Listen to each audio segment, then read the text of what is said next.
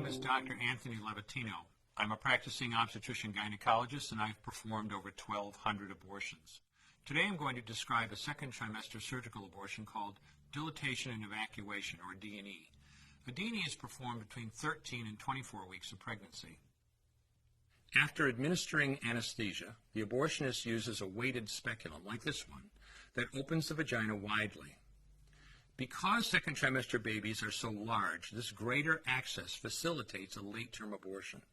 Late-term abortion requires that the cervix be prepared 24 to 48 hours in advance with laminaria.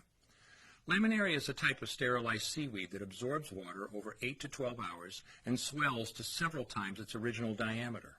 Once removed, metal dilators can be used to further open the cervix as needed.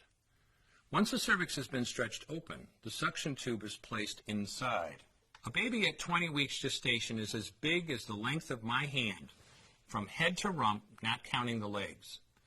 The suction machine is turned on, and pale yellow amniotic fluid surrounding the baby is suctioned out through the catheters.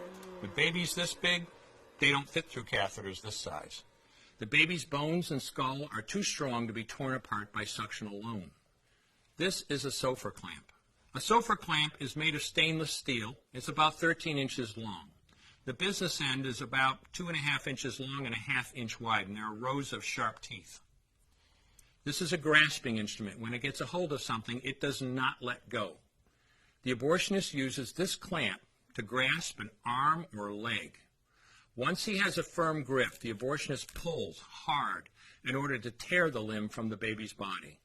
One by one, the rest of the limbs are removed, along with the intestines, the spine, and the heart and lungs.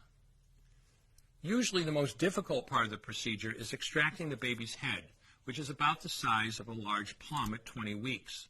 The head is grasped and crushed.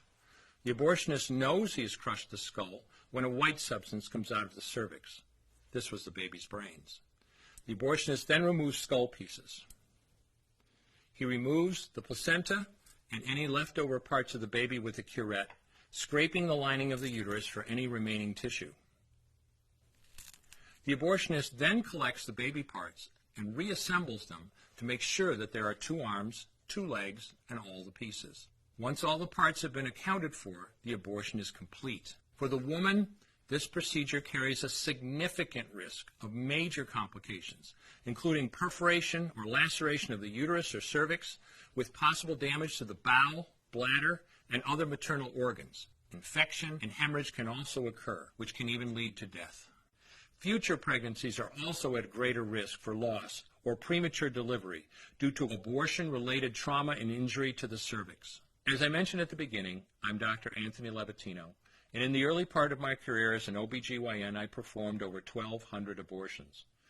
One day, after completing one of those abortions, I looked at the remains of a preborn child whose life I had ended, and all I could see was someone's son or daughter. I came to realize that killing a baby at any stage of pregnancy for any reason is wrong. I want you to know today, no matter where you're at or what you've done, you can change.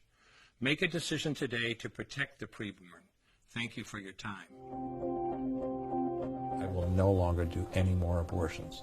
When you finally figure out that killing a baby that big for money is wrong, that it doesn't take you too long to figure out it doesn't matter if the baby is this big or this big or this big or maybe even this big, it's all the same. And I haven't done any since then, and I never will.